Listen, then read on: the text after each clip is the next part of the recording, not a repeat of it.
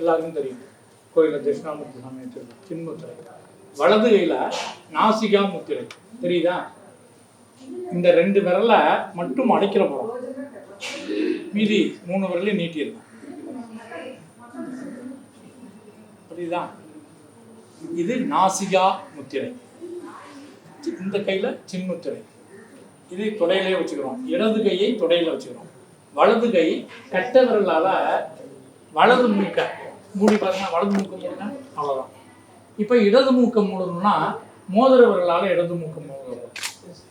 கட்ட விரலை எடுத்துட்டு இடது மூக்கை மோதிர விரலால் மூடுறோம். அப்படி மாடி மாடி மூடி பாருங்க.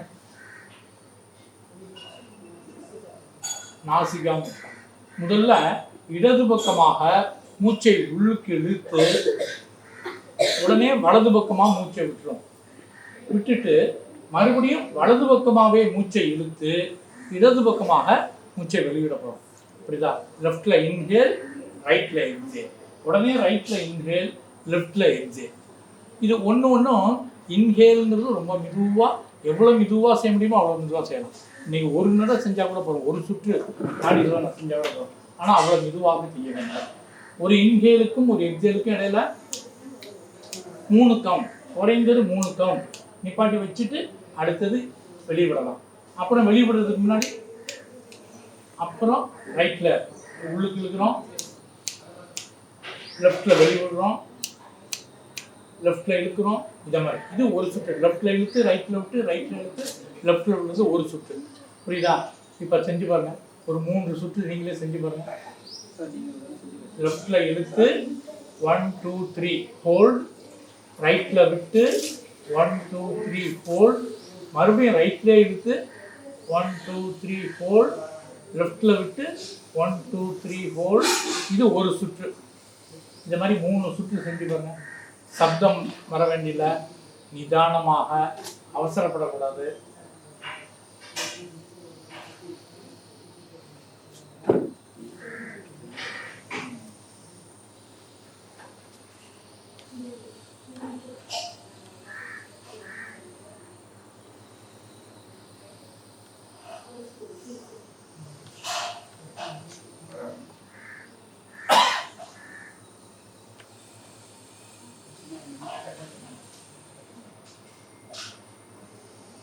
மூச்சு இருக்கிற சப்தம் வர வேண்டாம், மென்மையாக இருக்கணும்.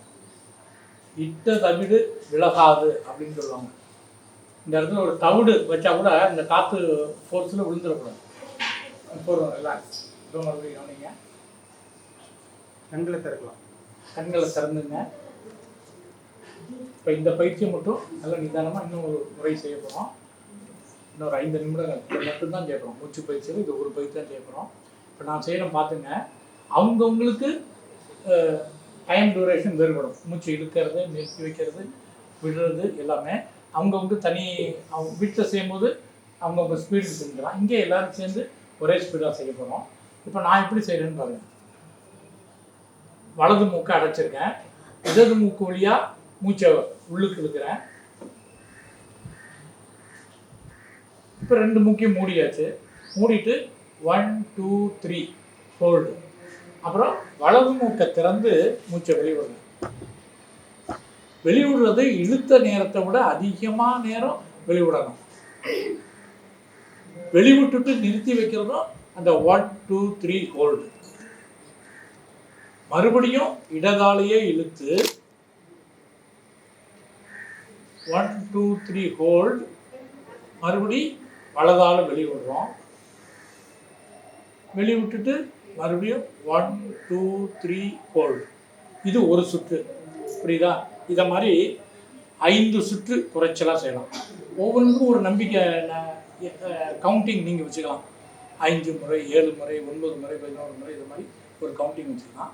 இப்போ 5 முறை எல்லோரும் செய்ய போகிறோம். எவ்வளோ மெதுவாக செய்ய முடியுமோ அவ்வளோ மெதுவாக செய்யுங்க. மெதுவாக இழுத்து நிறுத்துறது 3 போகிறோம். அதுக்கு மேலே இப்போ நிறுத்த வேண்டாம். அதெல்லாம் வேறு கணக்கு, அது அப்புறம் செய்யலாம். அப்புறம் வெளிவிடுறோம். வெளிவிடும் போது இன்னும் கொஞ்சம் அதிக நேரம் நீட்டி வெளிவிடணும்.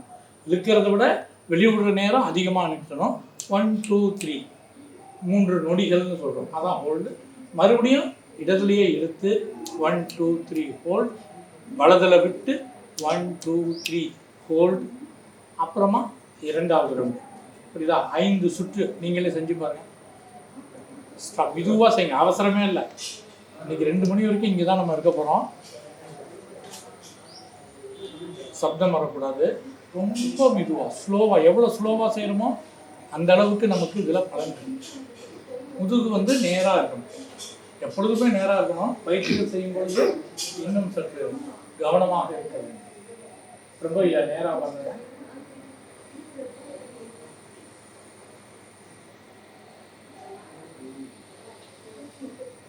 சப்தமே வரக்கூடாது, அமைதியாக கண்கள் மூடி இருக்கணும்.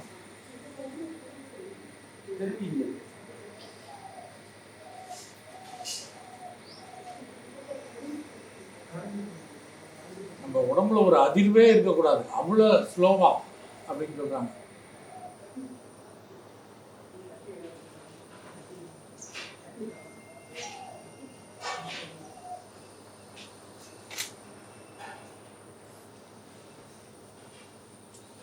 ரொம்ப அமைதி, நிதானமாக, மெதுவாக ஒவ்வொரு உள்மூச்சுக்கும் வெளிமூச்சுக்கும் இடையிலே 3 நொடிகள் நிறுத்தி வைக்க வேண்டும். கண்களை மூடிக்கொள்ள வேண்டும்.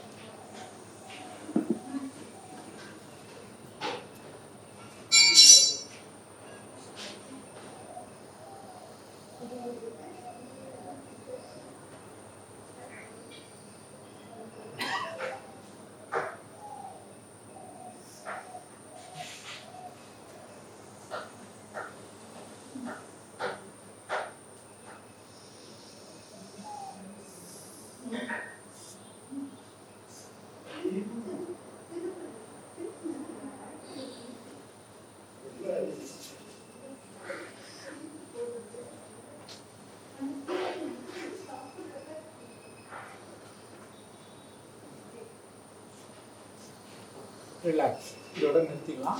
இந்த மாதிரி மெதுவாக இந்த பயிற்சியை செய்து பழகிக்கொள்ள வேண்டும்.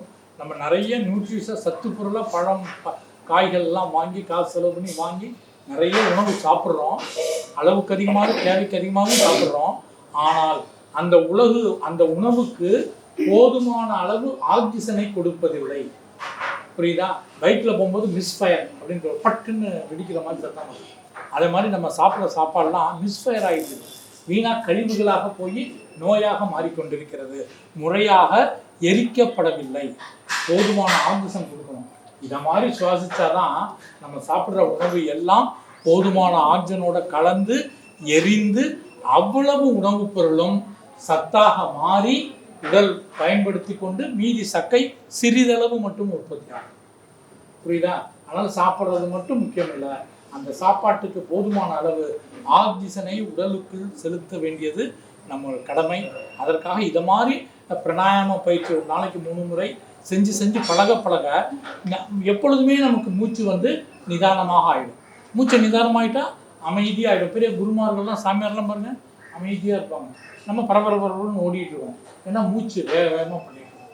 புரியுதா? இந்த மூச்சு பயிற்சி, இந்த நாடி சோதனா அப்படிங்கிற மூச்சு பயிற்சி ஒரு தடவைக்கு 5 சுற்று குறையாமல் ஒரு நாளைக்கு 3 சுற்று 3 முறை குறைந்தபட்சம் செஞ்சு வச்சோம்னா இந்த பலனை நாம் உணர முடியும். அடுத்த நிகழ்ச்சி தியான பயிற்சி. ஆசனம் பிராணாயாமம் 2 செஞ்சுட்டோம். அடுத்தபடியாக தியானம். இதெல்லாம் செஞ்சு உடம்பை தயார் பண்ணிட்டு தான் நம்ம மனசுக்கு போக முடியும், தியான பயிற்சிக்கு போக முடியும். இந்த தியான பயிற்சி நிறைய குருமார்கள் நிறைய விதமான தியான பயிற்சியெல்லாம் சொல்லியிருக்காங்க. இன்னைக்கு நம்ம செய்ய போகிறது மனவளக்கலை மன்றத்தில் வேதாத்திரி மகரிஷி அவர்கள் கற்றுக் கொடுத்த தியான பயிற்சியை இங்கே ஐயாவே மனவளக்கலை ஞானாசிரியர் உமாசங்கர் ஐயா அவர்கள் உங்களுக்கு நவகிரகம் பஞ்சபூத நவகிரகம் அந்த தவம் எப்படி ஏற்றுவது என்பதை உங்களுக்கு வெளித்தராங்க. 11:30 வரைக்கும் இந்த நிகழ்ச்சி. இந்த தியான பயிற்சி செய்யும் பொழுது எந்த நினைப்பும் உங்களுக்கு தேவையில்லை. நம்ம முன்னாடியே சொல்லிட்டு 2 மணிக்கு இங்கே தான் இருக்க போகிறோம். 11:30 வரைக்கும் இந்த தியான பயிற்சி தான் செய்ய போகிறோம். மனதை இங்கேயே நிறுத்தி அவசரப்படாமல் இந்த முழுமையாக இதில் ஈடுபாட்டோடு கற்றுக்கொள்ளும். அனைவருக்கும் வணக்கம்.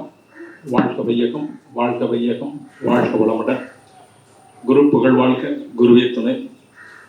யோக பயிற்சிகளை கற்றுக்கொண்டு தன்னுடைய வாழ்நாளை நீடிக்கவும் இன்பம் துன்பம் என்ற இரு நிலைகளிலிருந்து மாறுபட்டு அமைதி, நிம்மதி, ஆனந்தம், பேரின்பம் இந்த நிலையை அடைவதற்காக தான் அந்த யோக பயிற்சிகள் என்ற ஒரு நிலையிலே அற்புதமாக ஏற்பாடு செய்து கொண்டிருக்கிற அறக்கட்டளை நிர்வாகிகளுக்கும் இங்கு வந்திருக்கக்கூடிய ஆண்டோர்களுக்கும் இங்கு குழுமி இருக்கின்ற சான்றோர் பெருமக்களுக்கும். ஏன்னா ஏன் சான்றோர்னு சொல்றேன்னா, தங்களுடைய உடம்பையும் மனசையும் யார் கவனிக்கிறாங்களோ அவங்க தான் அறிவாளி. அதை விட்டு மற்றவங்களை கவனிச்சுக்கிட்டே இருந்தான்னா அவன் ஏமாளி. அவன் எப்படி வாழ்றான், அவன் எப்படி கார் வாங்குறான் அப்படின்னு நினைக்கிறது ஏமாளி. தன் உடம்பை பார்க்கணும், தன்னுடைய சொன்னாங்கள மூச்சை கவனிக்கணும், தன்னுடைய உணவை கவனிக்கணும், தன்னுடைய பேச்சை கவனிக்கணும். அது மாதிரி இருந்துட்டோம்னா அதான் உண்மையான யோகா. நிறைய மார்க்கம் இருக்குது. பக்தி மார்க்கம், யோக மார்க்கம், ஞான மார்க்கம், கர்ம யோகம் அப்படின்னு 4 விதமான யோக மார்க்கங்களை நம்முடைய இந்திய மண் நமக்கு கொடுத்துருக்குது. அதில் முதல்ல இருக்கக்கூடிய பக்தி மார்க்கம், ஐயா சிரடி பாபா வணங்குவது பக்தி மார்க்கம். இந்த பக்தி மார்க்கத்தை யார் குருநாதன்னாக்க நம்ம தாய் தந்தையர் தான். போய் நம்மளை அழைச்சிட்டு போய் எங்கே முன்னாடி கொண்டாந்து விடுவாங்க, கோயிலில் கொண்டு விட்டு நம்ம என்ன அப்படி முடிச்சுட்டு நிற்போம், அம்மாவே பார்த்துட்டு நிற்போம். அவங்க ஒரு தலையில் தட்டி கண்ணை மூடி கும்பிட்றா அப்படிம்போம்.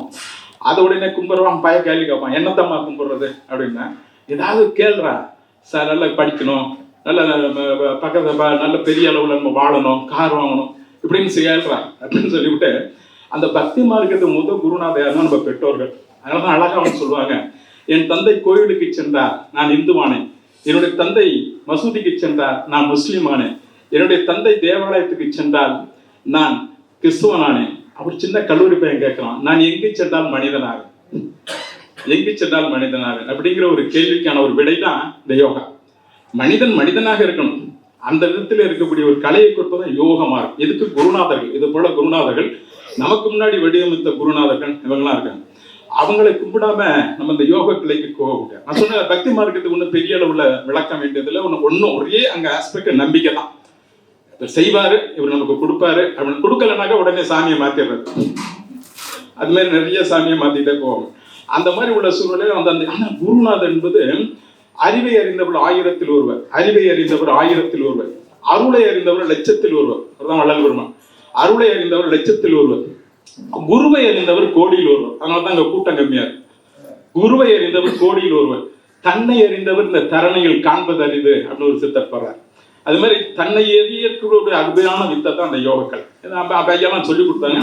அது சில கண்டிஷன்ஸ்லாம் இருக்க பின்னாடி சொல்லுவாங்க. ஒன்றும் இல்லை, எம்டி ஸ்டமக்காக இருக்கணும், நல்ல லூஸ் ட்ரெஸ்ஸாக இருக்கணும், காலை நேரத்தில் இருந்து காஃபி டீ சாப்பிட்டோம்னாக்க ஒரு 1/2 மணி நேரம் கழிச்சு தான் இந்த பயிற்சியெல்லாம் செய்யாது. முக்கியமாக இந்த பிராணாயாம பயிற்சி நல்ல இந்த பிள்ளைங்களுக்கு சொல்லிக் கொடுங்க. நல்ல ஒபீடியன்ஸ். இப்போ எல்லாம் பிள்ளைங்களுக்குலாம் எல்லாம் துரியோதனுடைய ஜாதகம் இருக்கு. அப்படி சொன்ன பேச்சு கேட்கறது இல்லை. துரியோதனுடைய ஜாதகம் தாங்க, சொன்ன பேச்சை கேட்க மாட்டான். அதே மாதிரி இப்போ உள்ள பிள்ளைங்களும் அதே மாதிரி தான் இருக்குது. அப்போ என்ன பண்ணுறது, காலையில எழுந்திரிச்சு இந்த தியானம், இந்த மூச்சு பயிற்சி சொன்னாங்களே இப்ப, அந்த பயிற்சியை மட்டும் கொடுத்துட்டு வாங்க. உங்களுக்கே எதிர்பாராத அளவுக்கு உங்கள்கிட்ட பெரிய அளவில் அந்த பிள்ளைங்க அந்த ஒபீடியன்ஸ் அப்படின்னு சொல்லக்கூடிய கீழ்ப்படிதல் அந்த நிலையை நம்மளாம் கீழ்ப்படிஞ்சு நடந்தோம். அதனால இன்னைக்கு நம்ம மற்றவங்க சொல்ற மாதிரி இருக்கும். ஆனா இப்போ உள்ள பிள்ளைங்கலாம் அது ஒரு பெரிய ஈகோவை நினைக்குது. நீ என்ன சொல்றது, நான் என்ன கேட்கறது அப்படிங்கிற அளவுல இருக்குது. ஆனா பிள்ளைகளுக்கு அந்த யோக மார்க்கம் ரொம்ப ரொம்ப அவசியம். சரிங்க. அப்ப ஒரு சின்ன நேரத்துல இப்போ நம்ம விஞ்ஞானம் இல்லாத மெய்ஞானம் குருடு அப்படிங்கிறாரு. மெய்ஞானம் இல்லாத விஞ்ஞானம் ஒரு முடவர் அப்படிங்கிறது சொன்னது ஆல்பர்ட் ஐன்ஸ்டீன். உலகத்திலே மிகச்சிறந்த விஞ்ஞானி என்று சொல்லக்கூடிய அமெரிக்க செனட்ல பேசப்பட்ட வார்த்தை. விஞ்ஞானம் இல்லாத மெய்ஞானம் குருடு, குருடு விஞ்ஞானம் இல்லாத விஞ்ஞானம் நுடம் அப்படின்ட்டு. என்ன விஞ்ஞானம் அப்படின்னாக்க, இந்த விஞ்ஞானம் செல்போனு. இதுல தேவையில்லாத ஆப்பை டவுன்லோட் பண்ணி அதுவே போய் சீட்டு விளையாண்டு காசை தூக்குறது அஞ்ஞானம். இது என்னங்க அஞ்ஞானம். இப்ப விஞ்ஞானத்திலேயும் அஞ்ஞானம் இருக்குது, மெய்ஞானத்திலேயும் அஞ்ஞானம் இருக்கு. இப்ப எல்லாம் இந்த கோயில்ல போய் கும்பிடுறேன்னு சொல்லிவிட்டு திருவண்ணாமலையிலையும் பழனிலையும் போய் வரிசையில எல்லாரும் போறாங்க. ஏன் இன்னைக்கு கோயில் எல்லாம் கூட்டம் அதிகமா இருக்குனாக்க, மனிதனுக்கு அவ்வளவு டிமாண்ட் ஜாஸ்தியா இருக்கு. என்ன கேட்டு, எனக்கு அது வேணும் இது வேணும் அப்படின்ட்டு அங்க போய் பழனி மலையிலையும் திருப்பதி மலையிலும் போய் கேட்கறதுக்காக போறோம், வேற எதுக்காக போறல. அப்படி போறப்ப இப்ப என்ன ஆயிடுது, அந்த பெரியவங்களுக்கு, எங்களை மாதிரி பெரியவங்களுக்கு சன் ஸ்ட்ரோக் இல்லைன்னாக்கா சில வியாதிகள் வந்து உடனே அங்கே. இப்ப ரீசெண்டா சட்டசபையில 112 பேர் அந்த மாதிரி இறந்துருக்காங்க கோயில் ஸ்பாட் உள்ளாரே. அந்த மாதிரி உள்ள சூழ்நிலையில நாம வந்து அதுதான் விஞ்ஞானத்துல அஞ்ஞானம்.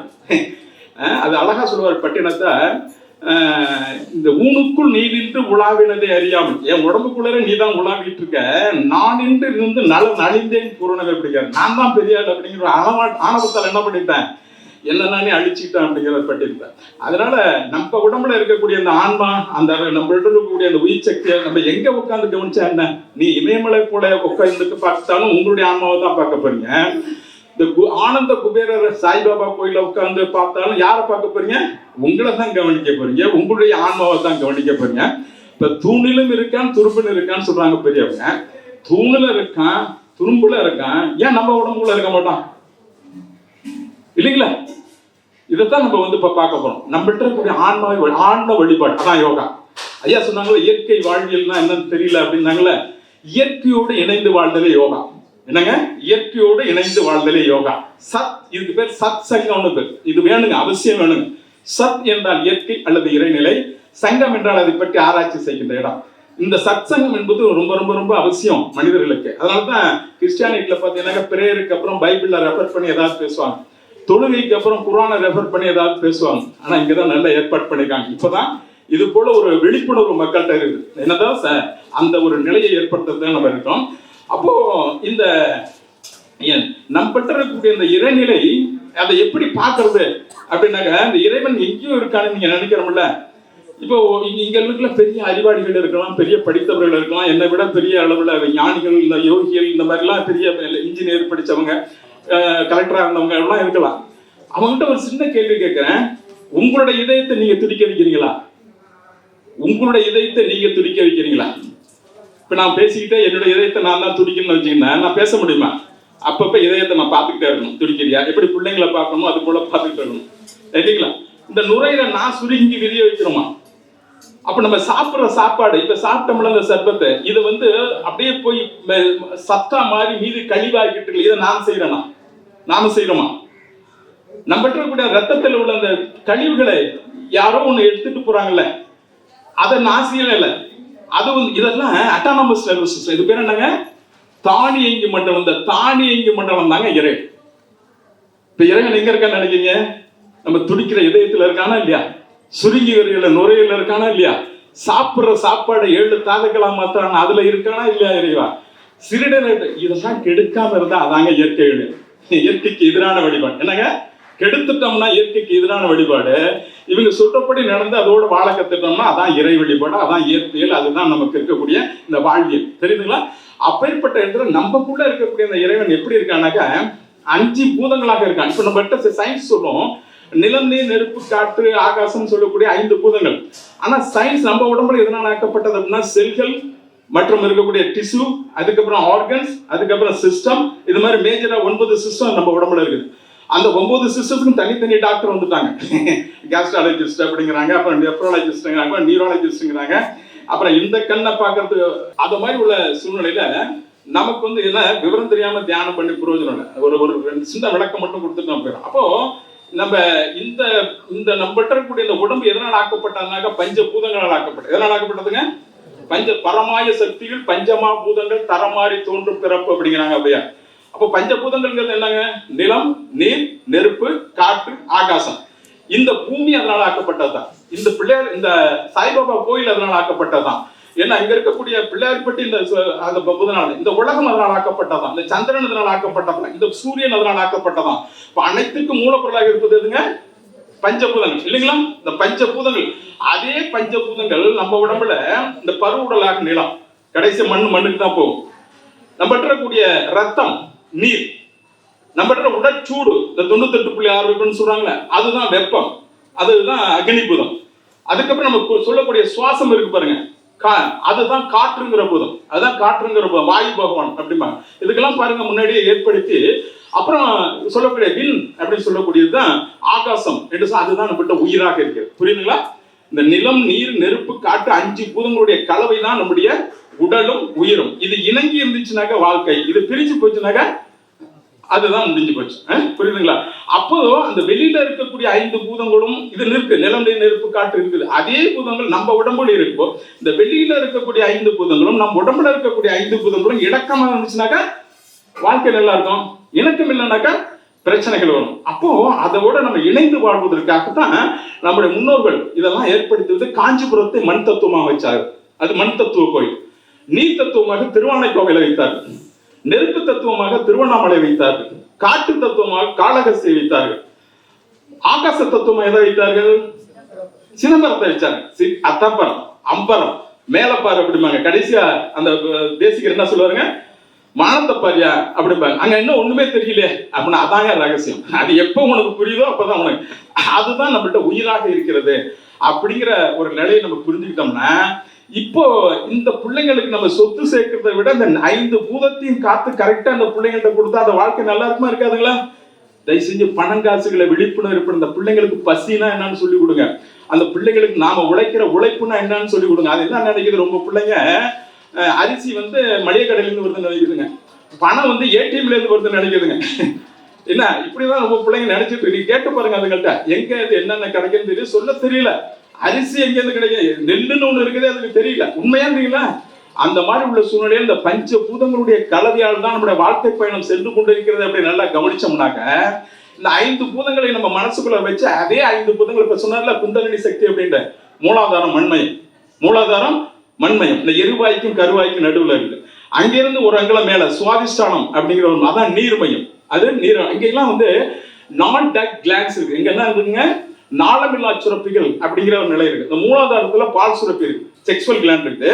இந்த சுவாதிஷ்டானம் என்று சொல்லக்கூடிய நீர் மையத்துல அங்க அட்ரினல் அப்படின்னு ஒரு கிளாண்ட் இருக்குது, அது நீர்மயம். நெருப்பு மையம் மணிப்புரகம் இந்த தொந்தி, இதுக்கு நடுவுல தான் பேங்க்ரியாஸ் இருக்குது. இது நாளமில்லா. அந்த மாதிரி உள்ள சுரல்ல அது சுரக்கிற இன்சுலின் பிரச்சனை வந்தனால்தான் நீங்க சுகர் எக்கச்சக்கமா வரும். அப்ப அந்த அந்த அதன் மேல தவம் செய்யறதுக்கு பேரு நெருப்பு தவம், அக்னி தவம் அப்படின்ற பேரு. அப்புறம் இங்க வர்றப்போ அநாகதம், அநாகதம் சொல்ற காற்று மையம். இந்த நுரையீரலுடைய நடுமத்தி, அதாவது இந்த குரல் வளைக்கும் நெஞ்சி ஒலிக்கும் நடுவுல ஒரு இடம் இருக்கும், அதான் அநாகதம் என்று பெயர், காற்று மையம் என்று பெயர். இந்த இடத்துல தைமஸ்னு ஒரு கிளாண்ட் இருக்கு. இந்த இடத்துல தைமஸ்னு வயதாக இந்த தைமஸ் கிளாண்ட் சுரப்பு குறைஞ்சிடும். இந்த தைமஸ் தான் நமக்கு பயத்தை போக்கக்கூடிய, அச்சத்தை நீக்கக்கூடிய அற்புதமான ஒரு நிலை. அதனால இந்த தைமஸ் கிளாண்ட் மேல நல்லா தமம் செய்ய செய்ய வயதானவங்களுக்கு இந்த மரண பயம் இருக்காது, மரண பயம் இருக்காது. கொஞ்சம் வயசுக்கு அப்புறம் என்ன வருங்க, என்ன இவ்வளவு நாள் இருந்துட்டோமே, என்ன இப்ப எப்ப போறது அப்படிங்கிற ஒரு சூழ்நிலையில இந்த மரண பயம் வந்துடும். இந்த தவத்தை செஞ்சோம்னா அந்த மாதிரி வரும். அப்புறம் இந்த இடம் இதுதான் விண்மயம், விண்ணுமயம் விசுத்தி. இங்க என்ன இருக்குங்க? Thyroid, parathyroid. இதுதான் விஞ்ஞானமும் மெஞ்ஞானமும் சேர்றது. என்னங்குது? இப்ப விஞ்ஞானமும் இதெல்லாம் கண்டுபிடிச்ச அந்த காலத்துல நம்ம யோகிகள் இதுக்கெல்லாம் ஒரு பேர் வச்சு, அதுக்கப்புறம் மூலாதாரம், சுவாதிஷ்டானம், மணிப்பூரகம், அநாகதம், விசுத்தி. இங்க வர்றப்போ ஆகினை, இங்க வர்றப்ப இந்த மூச்சு பயிற்சி ஐயா சொல்லி கொடுத்தாங்களே, இந்த மூச்சு பயிற்சி செய்யறப்ப உங்களுடைய எண்ணத்தை இந்த புருவ மத்தியில கொண்டாந்தீங்கன்னா அதுதான் இங்கதான் நம்மள்ட்ட பிட்யூட்டரி கிளாண்ட் ஒண்ணு இருக்கு. எங்க இருக்குங்க? பிட்யூட்டரி. இதுதான் master of the endocrine gland. நம்முடைய நாளமில்லா சுரப்பிகளுடைய மாஸ்டர் கிளாண்ட் இங்க தான் பிட்யூட்டரி இருக்குது. அது ஆக்டிவேட் ஆகும். அது மாதிரி கடைசியா இது அறிவு மையம். இது சகசிராதாரம் சொன்னாங்களா, சகசிராதாரம் உச்சந்தலையில கலசம் இருப்பது போல நம்ம உடம்புல இருக்கக்கூடிய ஒரு இங்க பீனியல் கிளாண்ட், இங்க ஒரு பீனியல் கிளாண்ட் ஒண்ணு இருக்குது. அதன் மூலமாக நமக்கு இப்ப நம்ம என்ன பண்ண போறோம், அந்த தவத்துல நம்ம இந்த 5 பூதங்கள் மீது தொடர்பு கொள்ளணும். இப்ப மியான்மர்ல நிலநடுக்கம் வந்துச்சு. அப்போ இந்த மண்ணு ஆக்ரோஷம் ஆச்சுன்னா வாழ முடியுமா? அதே மாதிரி நீர் ஆக்ரோஷம் ஆச்சுன்னா பெருமழை பெய்கிறது, வெள்ளம் வருகிறது, பல பிரச்சனைகள் வருது. அப்போ அந்த நீரோட நமக்கு அதிக தொடர்பு வேணுமா வேண்டாமா? அப்ப அதை வணங்கணுமா வேண்டாமா? அதுக்கப்புறம் நெருப்பு, பெண்கள் அதிகமாக ஸ்டவ்ல உபயோகப்படுத்துற போது அந்த நெருப்புக்கும் அவங்களுக்கும் நிறைய தொடர்பு இருக்குது. அப்படி இருக்கிறப்ப அதுல இருந்து ஒரு காப்பு பெறணும், வேணுமா வேண்டாமா? காப்பு பெறுதல் பேரு. அந்த காப்பு பெற்றா அந்த தீ நம்மளை ஒண்ணும் பண்ணாது. அதே போல காற்று, இந்த காற்றுக்கு நமக்கு நல்ல ஒரு தொடர்பு இருந்துச்சுனாக்க சுவாசம் தான் நமக்கு. இந்த இழுத்து விடும் மூச்சு இடமாறி போனால் போச்சு அப்படிம்பாங்க. அந்த சுவாசத்தையே நம்ம கவனிச்சுட்டு இருந்தோம்னாக்க அப்ப இந்த சுவாசத்துக்கு நமக்கு நல்ல ஒரு ஈடுபாடு ஏற்பட்டு அதன் மூலமாக நம்முடைய லைஃப் ஸ்பேன், நம்முடைய வாழ்க்கையினுடைய சக்கரம் நீண்ட நாள் வருமா வராதுங்களா? இந்த மாதிரி அடிப்படையாக வைத்துதான் நம்முடைய முன்னோர்கள் தியானம் அப்படிங்கிற ஒரு நிலையை ஏற்படுத்தினாங்க. இந்த 5 பூதங்களுக்கும். அப்புறம் விண், அந்த சொல்லக்கூடிய ஆகாசம், அது எங்க இருக்குங்க? மேல இருக்கு. அதுக்கு பேர் மகா ஆகாசம். வெளியில இருக்கக்கூடிய பூதம் அதான் ஆகாசம், அதுக்கு பேர் மகா ஆகாசம். அது பூதங்கள்ல இருக்கிறப்ப அதுக்கு பேர் பூதாகாசம், நம்ம உடம்புல இருக்கிறப்ப சித்தாகாசம். அதனாலதான் அந்த அண்டத்துல உள்ளது எல்லாம் அந்த பிண்டத்துல இருக்குங்க. இந்த 112 இது வரைக்கும் கண்டுபிடிச்சு 92 மூலகங்கள் கண்டுபிடிச்சாங்க. அந்த 92 மூலகங்கள் நம்மள்ட்ட இருக்கு. கால்சியத்துல இருந்து, சல்பர்ல இருந்து, சோடியத்துல இருந்து எல்லா விதமான கெமிக்கலும் இதைத்தான் நம்ம வந்து லேப்ல கொடுத்து உன்னை அனலைஸ் பண்ணிட்டு இருக்கோம். என்னென்ன கெமிக்கல் எப்படி இப்படி இருக்கு அப்படின்ட்டு. அதெல்லாம் வேண்டியது இல்லை. நல்லா இந்த தியானம் செய்ய செய்ய என்ன அவங்க இந்த மேல இருக்கக்கூடிய காஸ்மிக் எனர்ஜி என்னங்க, அதான் அந்த யுனிவர்சல் பவர். அந்த யுனிவர்சல் பவர் தானே அந்த சூரியனை இயக்குது, அந்த சந்திரனை இயக்குது, அதே போல நம்மளுடைய பூமியை இயக்குது. இந்த பூமி 1000 மைல் வேகத்துல சுத்திட்டு இருக்கு. நாம சும்மா அந்த 30 கிலோமீட்டர்ல போகிறப்ப ஒருத்தன் மேல ஒருத்தன் இடிச்சுட்டு நம்ம தகராறு வருது. ஆனா அந்த பூமி 1000 மைல் வேகத்துல சுத்துது. சந்திரன் தன்னைத்தானே 25, சூரியன் தன்னைத்தானே 25 நாட்களுக்கு ஒரு முறை சுத்தி வருது. இதெல்லாம் நம்ம கணிக்கணும்னாக்க நம்ம என்ன பண்ண முடியுங்க, அதோட நம்ம பேச கத்துக்கணும், அதோட நம்ம ஒரு இணக்கத்தை ஏற்படுத்தி கத்துக்கணும். அப்படி கத்துக்கிட்டோம்னாக்க அதுதான் நமக்கு சிறப்பத்திரம். இப்ப நம்ம இந்த இடத்துல என்ன பண்ண போறோம், நம்ம எதை நினைச்சு தவம் பண்ணமோ அதுக்காக திருமாலை கோவில், காஞ்சிபுரம், சிதம்பரம் எல்லாம் போக வேண்டாம். இங்க உட்கார்ந்த இடத்துல அத்தனை பூதங்களும் உங்க மனசுக்குள்ள கொண்டாட போறீங்க. இப்ப அதுதான் நம்ம ஏதாவது கண்ண மூடி ஒரு பூவை நினைச்சுங்களேன், கண்ணத்துல ரோசா எல்லாம் கை தூங்க. சரி, உங்க பேர் என்னங்க? சரவணன் கை தூக்குங்க நான் சொன்னேன். இல்லைன்னா ரோசாவை நினைச்சவங்க எல்லாம் கை தூக்குங்க நான் சொன்னேன். என்ன சொன்னாங்க நானு? ரோசா எல்லாம் கை தூக்கணும். ஐயா என்ன மாறிட்டாரு? ரோசா நினைச்சவங்க எல்லாம் ரோசாவா மாறிட்டீங்க, மல்லிகை நினைச்சவங்க எல்லாம் மல்லிகா மாறிட்டீங்க. அப்ப மனுஷன் எதை நினைக்கிறானோ அதான் மாறிடானா இல்லையா? விவேகானந்தர் அதான் சொல்றாரு. எப்பொருளே எச்சைகளை யார் ஒருத்தர் அடிக்கடி நினைக்க, அதனாலதான் நல்லவங்க போட்டோ வீட்டுல வைக்கணும். இந்த கரடு முரடான இருக்கான் போட்டோ அது மாதிரிலாம் இருக்கவங்களாம் நம்ம அதெல்லாம் விட்டுணும். அது மாதிரி வைக்கிறப்ப அதை பார்க்க என்ன ஆயிடுங்க, இப்ப நீங்க காந்தியா நினைச்சீங்கன்னா காந்தியா மாறிடுவீங்க, இந்த மாதிரி நல்லவங்களை நினைச்சீங்கன்னா நல்லவங்களா மாறிடுவீங்க. அப்போ இப்ப நம்ம என்ன பண்றோம், ஒவ்வொரு பூதத்து மேல அந்த நிலமா நினைக்கிறப்ப நிலமா மாறிடுங்க, நீரை நினைக்கிறப்ப நீரா மாறிடுங்க, நெருப்பா இருக்கிறப்ப நெருப்பா. அப்போ அதுக்கு நமக்கும் ஒரு நல்ல சில வார்த்தைகளை நானே சொல்லிக்கிட்டு இருப்பேன், அதை நீங்க அப்படியே கேட்டுக்கிட்டே வாங்க. இன்னைக்கு காலம் கருதி பஞ்சபூதத்தின் மட்டும் தவத்தை செய்ய போறோம். ஏன்னா ஒரு விளக்கம் கொடுக்கறதுக்காக சொன்னேன். இதே வந்து இன்னும் கொஞ்சம் வாய்ப்பு இருக்கிறப்ப நவக்கோள்கள் மீது மனசு செலுத்தி தவம் செய்வோம். அது வந்து அடுத்த ஸ்டேஜ். அது மேல நம்ம ஒவ்வொரு நிலையிலையும் போய் பார்க்கக்கூடியது. சார் நம்ம ஊர்ல வந்து நவகிரகம் இருக்க, அதை சுத்தினா போதுமா சார்? அது கவரி. அது என்னங்க? கவரி நகை. ஒரிஜினல் நகை எங்க இருக்குது? ஆகாசத்துல இருக்கு. அதை போய் பார்க்கறதுக்கு வாய்ப்பு இருக்கிறப்ப இன்னொரு வாய்ப்பு கிடைச்சா அதை நான் செஞ்சு பார்ப்போம். இப்போ கண்களை மூடி கைகளை கோர்த்து கிளப் பண்ணிக்கிட்டு அப்படியே நான் சொல்றதை சொல்லுங்க. குரு வழியே ஆதி, குரு வெளியே வேதம், குரு வெளியே விளக்கு, குரு மொழியே வேதம். சரி, அப்படி நான் சொல்லிக்கிட்ட கமெண்ட்ரி கூட வந்துகிட்டே இருக்கும். கண்ணை மூடி கடைசியா நான் சாந்தின்னு சொல்ற வரைக்கும் கண்ணை திறக்காதீங்க. இந்த ரன்னிங் கமெண்ட்ரிக்கு போல எப்படி கிரிக்கெட் பாக்குறப்ப கமெண்ட்ரி வருமோ அதே போல கமெண்ட்ரி வந்துகிட்டே இருக்கும். இதை கவனிச்சுக்கிட்டே அப்படி நீங்க இருங்க. கண்களை மூடிங்க, நிமிர்ந்து உட்காருங்க. நேரான முதுகந்தண்டு, நிலையான வாழ்வு. முதுகந்தண்டு எப்பொழுதும் ஸ்ட்ரைட்டா இருக்கும். நாம் அமர்ந்துள்ள இந்த சாய்பாபா ஆலயம் முழுவதும் நல்ல தெய்வீக ஆற்றலை நிரம்பின. நாம் அமர்ந்துள்ள இந்த சாய்பாபா கோயில் முழுவதும் கண்ண முடியும் நல்ல தெய்வீக ஆற்றலை நிரம்பின. நாம் அமர்ந்திருக்கின்ற இந்த ஆனந்த குபேரா சாய்பாபா ஆலயம் முழுவதும் நல்ல தெய்வீக ஆற்றலை நிரம்பின. அருட்பேராற்றல் உடலிலே உயிரிலே அலையாக பாய்ந்து நிரம்பதை உணர்கின்றோம். அப்படியே மேலேருந்து இந்த ஆகாசத்திலிருந்து ஒரு பவர் அப்படியே அலையாக உங்க உடம்புல பாய்வது போல நினைச்சிங்க. அருட்பேராற்றல் உடலிலே உயிரிலே அலையாக பாய்ந்து நிரம்பதை உணர்கின்றோம். அருட்பேராற்றல் உடலிலே உயிரிலே அலையாக பாய்ந்து நிரம்புவதை உணர்கின்றோம். அருட்பேராற்றல் காப்பு. அருட்பேராற்றல் இரவும் பகலும் எல்லா நேரங்களிலும் எல்லா இடங்களிலும் எல்லா தொழில்களிலும் உறுதுணையாகவும் பாதுகாப்பாகவும் வழி நடத்துவதுமாகவும் அமையுமாக. அன்னைக்கு வணக்கம். அம்மாவை மனசுக்குள்ள நினைச்சு வணங்கிங்க. தந்தைக்கு வணக்கம். இதே போல தகப்பனார மனசுக்குள்ள நினைச்சு மானசீகமாக வணங்கிங்க. இந்த ஆனந்த குபேர சாய்பாபா அவர் நமக்கு குரு தான். அவரை நினைச்சு அப்படி வணங்கிங்க.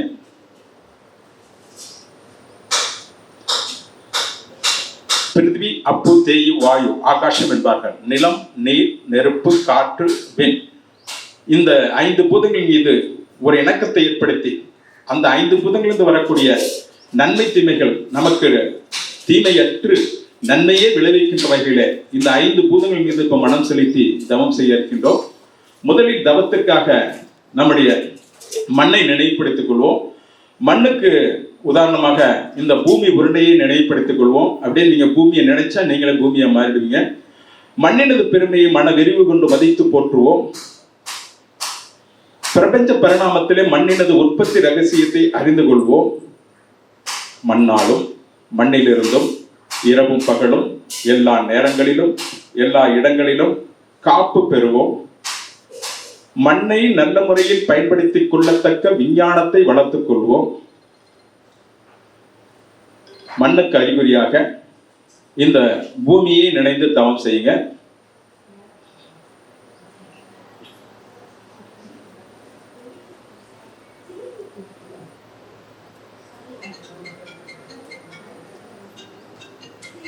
செல்போனை கொஞ்சம் சுவிட்ச் ஆஃப் பண்ணி சைலண்ட்ல போடுங்க.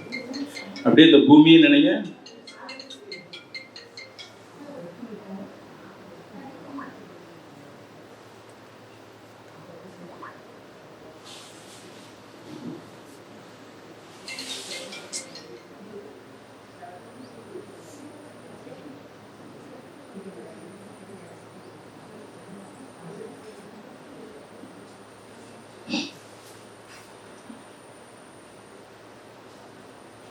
அடுத்து 4வது தத்துவமாக இருக்கக்கூடிய நீரின் மீது மனம் செலுத்தி தவம் செய்ய இருக்கின்றோம். நீருக்கு அறிகுறியாக மாபெரும் கடலையோ அல்லது பெரிய சமுத்திரத்தையோ அப்படியே உருவப்படுத்திக் கொண்டு அது போல அமர்ந்து தியானம் செய்வது போல ஒரு பாவனை ஏற்படுத்திக் கொள்ளுங்கள். நமது உடல் இருப்பது கோவிலிலே, ஆனால் நம்ம உள்ளம் இருப்பதோ சமுத்திரத்திலே. இப்ப சமுத்திரமாக மாறிவிட்டீர்கள். நீரினது பெருமையை மன விரிவு கொண்டு மதித்து போற்றுவோம். பிரபஞ்ச பரிணாமத்திலே நீரினது உற்பத்தி ரகசியத்தை அறிந்து கொள்வோம். நீராலும் நீரிலிருந்தும் இரவும் பகலும் எல்லா நேரங்களிலும் எல்லா இடங்களிலும் காப்பு பெறுவோம். நீரை நல்ல முறையில் பயன்படுத்திக் கொள்ளத்தக்க விஞ்ஞானத்தை வளர்த்துக் கொள்வோம். நீருக்கு அறிகுறியாக அப்படியே சமுத்திரத்தின் மீதிருந்து ஒரு பாவனையோடு நின்ற பாவனை ஒன்றே போதும் பரமனை இடை என்ற பாரதியார் வாக்கின்படி அதே நிலையிலிருந்து தவம் செய்வோம்.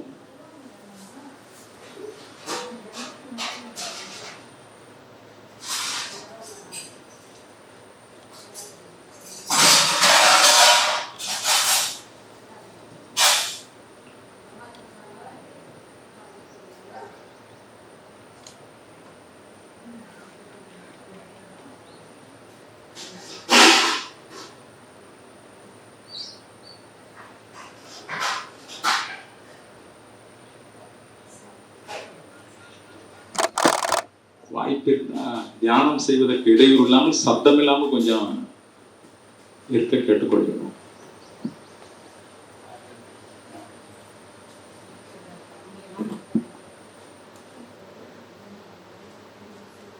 மூன்றாவது தத்துவமாக விளங்கக்கூடிய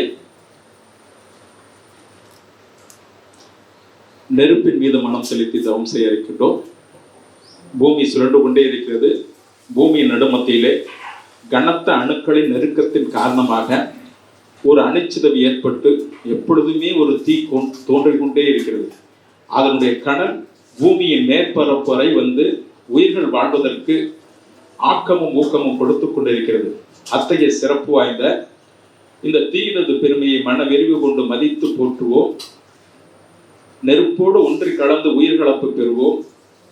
பிரபஞ்ச பரிணாமத்திலே நெருப்பினது உற்பத்தி ரகசியத்தை அறிந்து கொள்வோம்.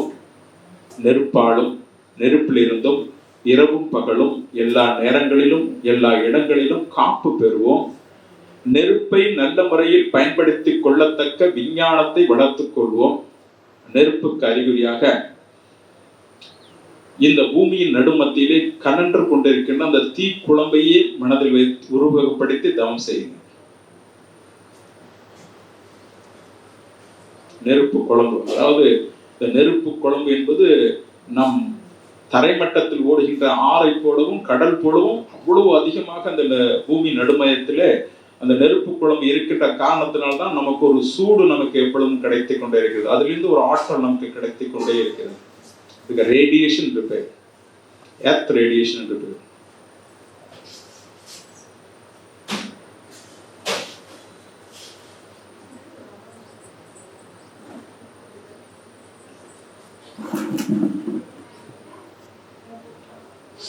இரண்டாவது தத்துவமாக விளங்கக்கூடிய காற்றின் மீது மனம் செலுத்தி தவம் செய்ய இருக்கின்றோம். இந்த பூமியை சுற்றி 10 மைல் வரை அடர்த்தி காற்றாகவும் அதற்கு அப்பால் லேசான காற்றாகவும் காற்று ஒரு கவசம் போல இருந்து கொண்டு இந்த பூமியை காத்து கொண்டிருக்கிறது. காற்றுதான் நம்முடைய சுவாசத்திற்கும் நம்முடைய வாழ்வுக்கும் அடி மூச்சாக இருந்து கொண்டிருக்கிறது. அப்பேற்பட்ட அந்த காற்றினது பெருமையை மன விரிவு கொண்டு மதித்து போற்றுவோம். காற்றோடு ஒன்றி கலந்து உயிர்கலப்பு பெறுவோம். பிரபஞ்ச பரிணாமத்திலே காற்றினது உற்பத்தி ரகசியத்தை அறிந்து கொள்வோம். காற்றாலும் காற்றிலிருந்தும் இரவும் பகலும் எல்லா நேரங்களிலும் எல்லா இடங்களிலும் காப்பு பெறுவோம்.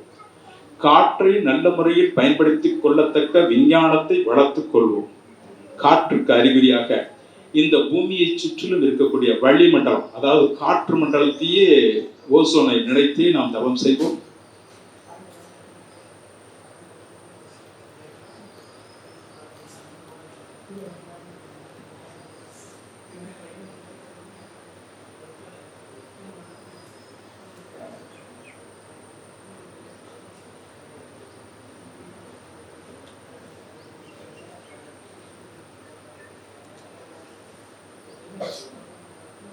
முதல் தத்துவமாக விளங்கக்கூடிய ஆகாசம் என்ற விண்ணின் மீது மனம் செலுத்தி தவம் செய்ய இருக்கின்றோம்.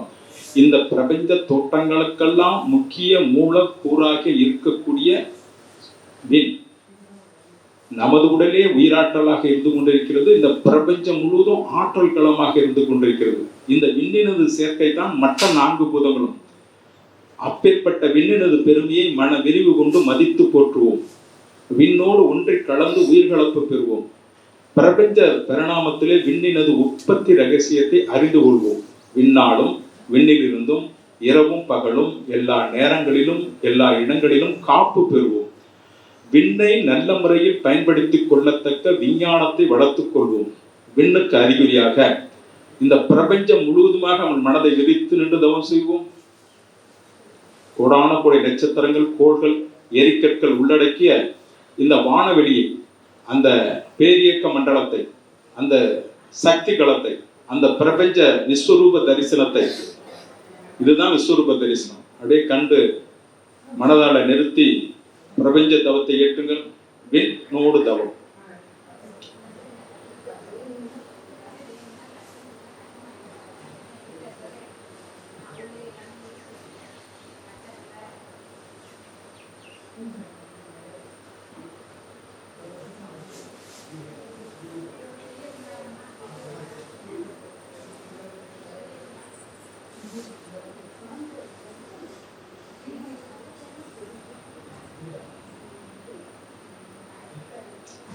பிரபஞ்சத்தில் இருக்கக்கூடிய அந்த காந்த ஆற்றல், அந்த ஈர்ப்பு விசையை, அந்த காஸ்மிக் எனர்ஜியை நாம் அனைவரும் அனுபவித்துக் கொண்டே இருக்கிறோம்.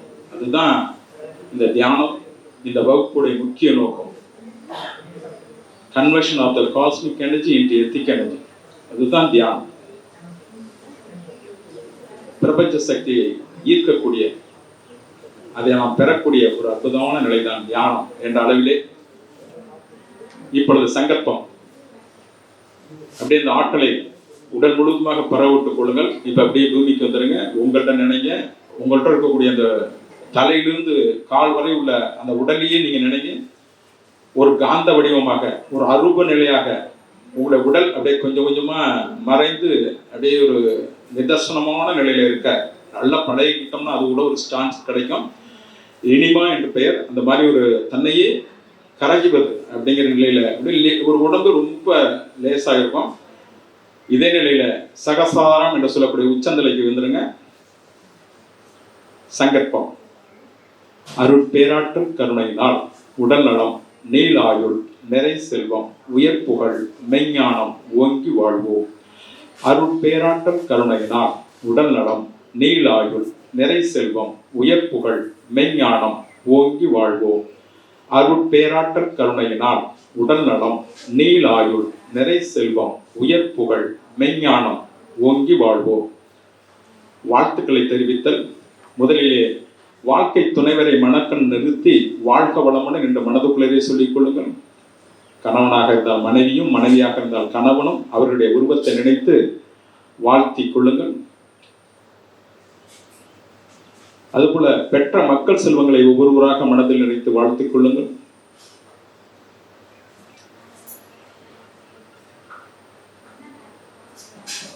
உடன் பிறந்த சகோதர சகோதரிகளை நினைத்து வாழ்த்திக் கொள்ளுங்கள். கருத்து வேறுபாடுகள் இருந்தால் கூட கரைந்து விடும்.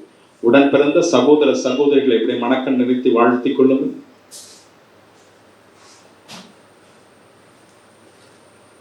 நெருங்கிய நண்பர்கள் மற்றும் சுற்றத்தார்களை வாழ்த்தி மகிழுங்கள்.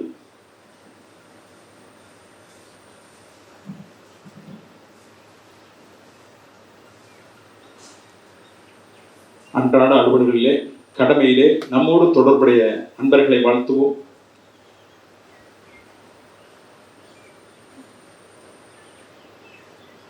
பிள்ளைகளாக இருந்தால் தான் பள்ளிக்கூடம் மற்றும் ஆசிரியர்களை வாழ்த்தலாம். அலுவலகம் செல்பவர்களாக இருந்தால் அதை சார்ந்த தொழிலாளர்களை அன்பர்களை மேலதிகாரிகளை வாழ்த்தலாம்.